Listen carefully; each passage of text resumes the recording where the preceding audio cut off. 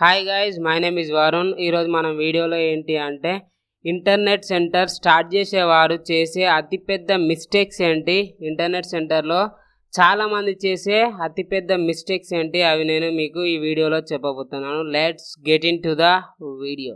Lack of computer knowledge.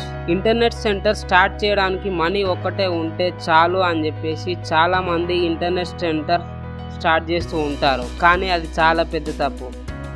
ఏదో నెల 2 నెలలు కంప్యూటర్ ఇన్స్టిట్యూట్కి వెళ్ళి నెట్ సెంటర్ పెట్టేస్తూ ఉంటారు, కానీ ఇక్కడ కస్టమర్లు అడిగే వరకు చాలా డిఫరెంట్గా ఉంటుంది. కస్టమర్లు కలర్ జిరాక్స్ అని, లేకపోతే లామినేషన్స్, అలాగే spiral banding, PVC cards, Aadhaar card printing తీయమని ఇలా డిఫరెంట్ ఆఫ్ వర్క్స్ మనకు వస్తూ ఉంటాయి. అయితే మీరు ఇప్పటి వరకు కంప్యూటర్ నేర్చుకున్న నాలెడ్జ్ వేరు, ఇక్కడ మీకు కస్టమర్లు అడిగే వర్క్ వేరు. సో దీంట్లో కొన్ని ఇన్ఫర్మేషన్ అయితే మనం తెలుసుకోవాల్సి ఉంటుంది. Under estimate internet centre. ఈ రోజుల్లో అందరి దగ్గర సెల్ ఫోన్స్ ఉన్నాయి.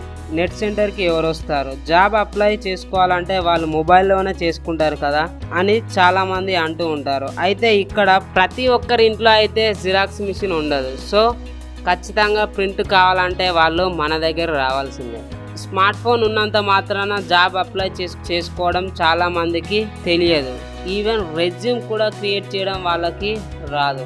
చాలామంది ఇప్పటికీ కంప్యూటర్ వాడుతున్నారు, కంప్యూటర్ నేర్చుకున్న వాళ్ళు ఉన్నారు, కానీ ఎంతమంది ఫుల్ ఫ్లెడ్జ్డ్గా ఏమైనా ఇన్ఫర్మేషన్ ఇస్తే కరెక్ట్గా టైప్ చేయగలరు, కరెక్ట్గా చేయగలరు వారికి లేదు. సో స్కిల్స్ ఉన్న వాళ్ళు కొంతమందే ఉంటారు, ఇది గుర్తుపెట్టుకోండి. How we will run successfully internet cafe. Money ఉన్న, కంప్యూటర్ వచ్చి ఉన్నా ఏ విధంగా నెట్ సెంటర్ నడపాలి, దేనికి డిమాండ్ ఉంది, మన లొకేషన్లో దేనికి డిమాండ్ ఎక్కువగా ఉంది అంటే ఫర్ ఎగ్జాంపుల్ పాన్ కార్డ్ కావచ్చు, ఆధార్ కార్డు కావచ్చు, నోటరీ కావచ్చు, డిటిపి టైపింగ్ కావచ్చు. మీ లొకేషన్లో మీకు ఎక్కడ ఎక్కువ సోర్స్, ఎక్కువ డిమాండ్ ఏదైతే ఉందో దాన్ని మనం వర్క్ నేర్చుకొని ఇంటర్నెట్ సెంటర్లో మనము మనీ అయితే సంపాదించాలి. అప్పుడు ఆ బిజినెస్ గురించి మనం ఆలోచించాలి.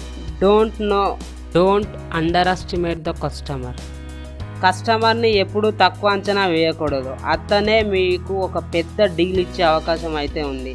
ఒక ప్రిన్సిపల్ అనుకోండి, ఐడి కార్డ్స్ ఆర్డర్ ఇవ్వచ్చు, లేదా మంత్లీ జిరాక్సెస్ అయితే వాళ్ళు మనకి ఆర్డర్ అయితే ఇవ్వచ్చు. సో ఏ కస్టమర్ని వదలకండి, ప్రాపర్గా వర్క్ చేయండి, ప్రాఫిట్స్ పొందండి.